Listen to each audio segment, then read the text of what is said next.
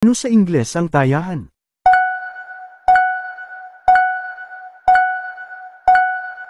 Sagot, calculus. Ano sa Ingles ang gilis?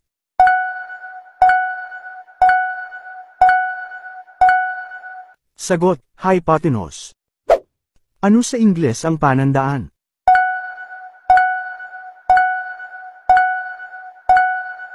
Sagot, algebra.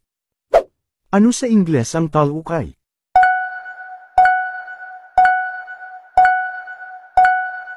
Sagot, trinomial. Ano sa Ingles ang damikay?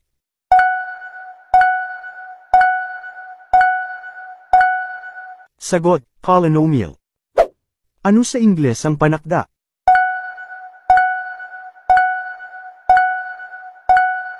Sagot, numerator. Ano sa Ingles ang sukgisan?